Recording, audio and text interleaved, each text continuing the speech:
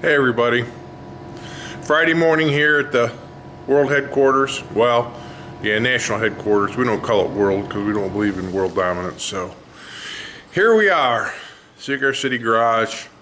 I want to show you a little bit, some more tips on tin work, how I do transmission tunnels, why I do them the way I do them. My thoughts in this are, you need as much room in the driver's compartment as you can get, so you build transition areas so you can get transmission out of the car.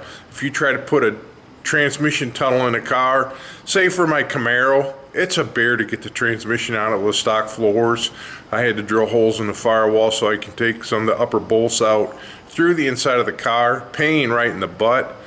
And what I try to do when I'm building a full car like this is make it so that the tunnel's small when it's all put together, but when you take it out, there's plenty of room to get the transmission in and out really easy.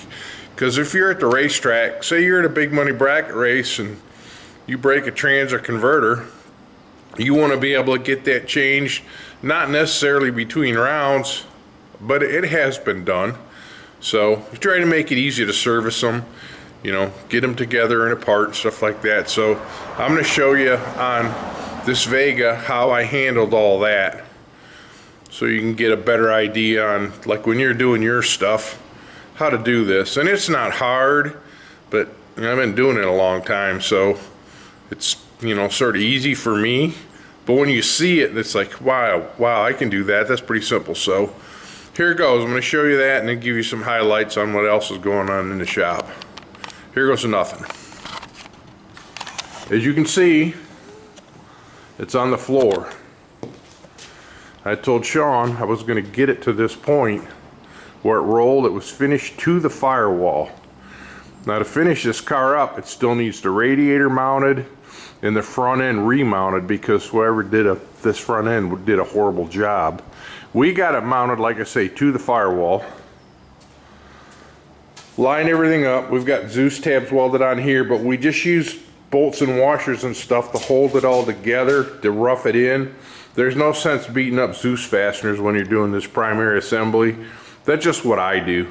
You know, then when it's all done and mounted, then I'll put Zeus fasteners in it. But here's how I do this. I want you to see this stuff. Probably better walk around the other side. You can see around the steering column better. Seeing a lot. The way I start is I get the firewall in the car with a small hole, small as I can get to clear the transmission. I put a transmission in it to mock it up. Then what I do is I build this transition piece. This is 063 aluminum, 3003. I make it fit as closely to the trans as I can get. Like on the top, I've got about 1/4 of an inch of clearance. And then I try to make it so when I do this, I can determine that this piece here, this transition piece, goes back into the drive shaft tunnel and it clears the corners of the transmission pan. That's really important. That's how I determine the size of that hole and the angle of everything, is by putting a transmission in there. The fortunate part about this is the lips on the transmission pan are just below the floorboard, so it makes it really nice, so you can tighten up this hole. And you can imagine if I'd have made this so you could get the transmission in and out without removing the floors, you'd never have any foot room over on that side. You have to have room for your feet, and it ain't gonna be perfect, but it ain't bad. The little cars like this, it's super tough to get pedals and everything in them because there's no foot room. So this one was a bit of a bear, but we got it figured out. So anyways, I make that aluminum piece and I will cleco it to the firewall. And then once I've done that, I get it where I want it. I'll show you out here. That helps me determine the outer hole. You can see that there in the steel.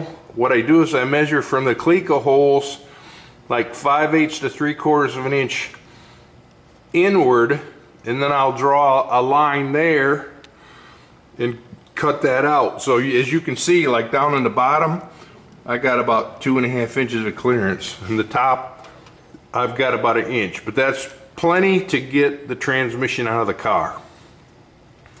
Then what I do is I'll draw around it and I step it. You can barely see a step line right there to recess that aluminum panel. Put all my Zeus fasteners in, get all that done. Then I'll build these transition pieces. They're next. And these pieces are removable. You can see I got the shifter post here. It comes out of the car real easy. There's a pin that's underneath, so you can pull this out. And then you can get these transition pieces out real easy. They give you tons of room to get the transmission in and out of the car. You can service the lines, you can do everything like that real easy. I got one butt hidden under the edge of the seat, which is going to be a little bit tough. But, see, I just took that out real easy. Now I can get it in. But it goes. I'm fighting it. But anywho, that's what I do on the inside. And as you can see here too, I'll pull this back out. I'll step these, like right in this area. I see that. I'll step these here down so the panel fits a little more flush. But then in detail on the edge, I run it through the bead roller on the edge there to tip that down and add some strength to the panel. So that's what I do there. And then the tunnel, I just make a cardboard pattern, rough it in so I can make these pieces, and then the tunnel I do in 2 pieces. That way it's easier to get in and out. You can see the Zeus fasteners there in the piece. I step that as well so it lays down. Then what I do on this edge is I tip the piece that lays on top. I tip that down like measuring 1/4 inch and tip that down so that it adds some strength and some straightness to that edge. But that's what I do there. I wanted you guys to see that, give you some ideas when you're doing your stuff, and they all work out different. The Chevy 2 is going to be different. I got the floors in it. These pieces are just set in there. I got, as you can see, I got the sheet steel all cut out, and it's just set in there right now, so that when I go to do the trans tunnel in this one, I can step flange and put bead rolls and everything, then I'll weld them in. I got the wheel tubs in, I think I showed you that, and I've put a lot of this rear tin work in. Get this stuff done. Now I'm working over here on the rockers. There's some holes left there that I got to fill in. I'm going to do that this morning.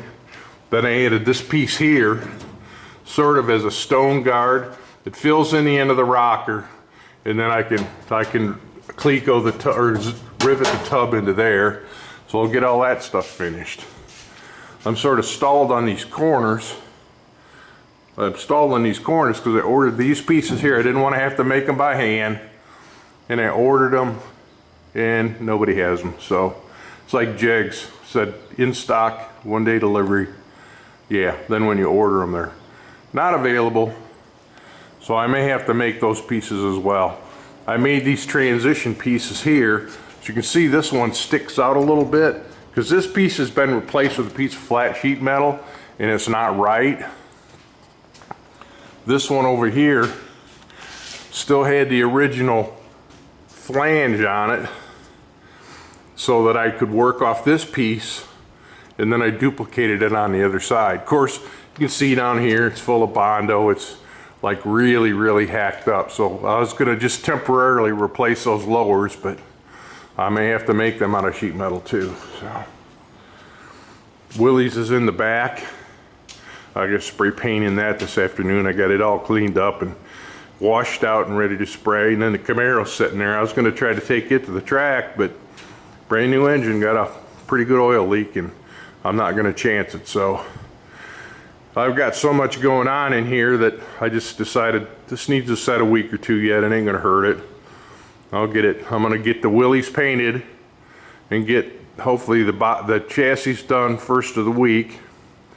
I can get the body on that and get it out to the paint shop. Then I'm gonna put the Camaro in the back room and figure out the oil leak. So that's where we're at. Like I say, Vega rolls turned out pretty good. One of the other things I want to talk about too Sean brought me this car, and it was already built.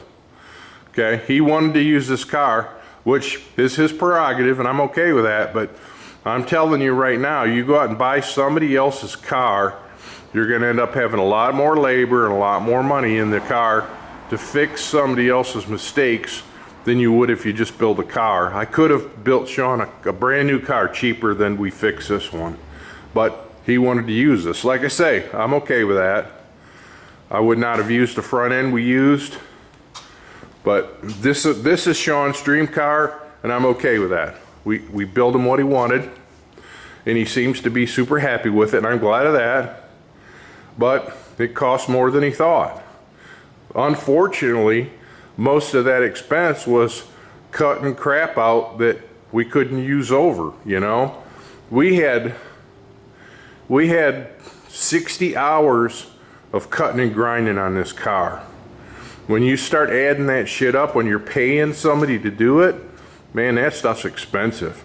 And then on the quarter panels, you know, we used used parts there, and they turned out great. I mean, they look good, they fit the tire right like they're supposed to and everything else. But man, we got a ton of time in using used parts, where if I had a brand new quarter skin, there'd been no problem. The problem we had with this is the guy that put the original fiberglass stretchers on it, he ground a lot of the sheet metal real thin, and you know, you go to spot weld it and it just blows away. So we're drilling holes and patching holes, and you know, just rough. But we got her.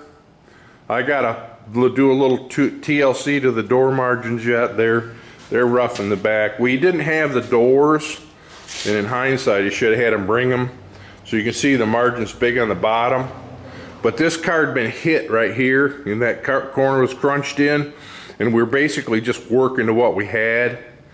So in hindsight, I should have had them bring the doors, and I could have fit that margin better, which I will fix that. So, but other than that, you know, the front end needs to be remounted. The cross members in it crooked. The front end mount is atrocious. You know, but that's the thing. Now for me, instead of building a brand new car, I've got to go in there and I've got to prop this thing up somehow, which I know how to do it. And you can build a temporary mount. I got to cut the front end of the car off, put another cross member in lower so I can get the radiator down in the car. Then I got to rebuild all this tubing and make it look nice, make it functional. So that's going to be our next project. I told Sean I wanted to get it to this point so he knew where he was financially. You know, you got to appreciate a guy that says, hey man, I'm getting a little slim on money here. Let's like regroup. And you know, like I say, firewall, you know, we had to fix all this stuff. You know, we had 2 days in repairing the junk that they had there. The bondo on that was a 1/2 inch thick. You know, so we had to cut it all out and make a flange and support it. And it still needs filler. I can't help that. But, you know, there's just a ton of work in this stuff when you're using somebody else's junk. So, and I use that term figuratively. I'm not saying junk, but I'm just saying, you know, I'm doing things twice, and that makes it rough. So, but anywho, it's turned out to be a super nice car. I'm glad he's happy with it. I'm happy with the way it turned out. It just, you know, a lot of effort in it to get it to this point, but she's one bad hot rod right now. So I'm sure when it's all done that he'll love the way it drives and rides. So we did things typically that I don't do in cars that makes it a little tougher. He wanted a tilt steering column in it, so we had to mount a tilt steering column in it. You know, it just stuff like that. The seats they're wider seats. Like typically in a Vega, you want to use a 15-inch wide seat. These are 17s, and you know, you only have so much room in there. And of course, his roll cage, if you look here, like the distance between the door and the door bar and the door is narrow, so that narrows up the driver's compartment. I'd have done that a little different, and I'd have not, you know, I'd have kept the main hoop out closer towards the outside of the car. But this stuff was all here, but we're working around it. So, but that's what I got going on here, and the national headquarters. I'm gonna work on the Chevy 2 today, try to get a bunch of stuff done and just have fun. Of course, yeah, we had to put the hood on with stock hinges, you know, which it's fine, but you know, you can't find a bolt-on hood. You can't find a good hood for these things. You know, Vegas stuff's getting hard to find, so Sean's gonna put like a Sunoco style scoop on this and fill the holes in and fix it up. But a lot of this stuff he can do himself, so, which, you know, business owner, there's only so much time in the day, and when you're trying to run a business, it doesn't leave a lot of time for your stuff. So that's how, I don't know how in the heck I'm working on this Chevy 2, but I am, so. But I'm retired, I'm having fun. So, hey everybody, thanks for watching. I'll try to keep you up to date on what's going on. Gonna be a lot of thrashing this week, so maybe, you know, I don't know what next week's video is gonna bring, but it'll probably be slim. So thanks everybody, thanks for watching. Like and subscribe and share this with your friends so they can see what's going on. See ya.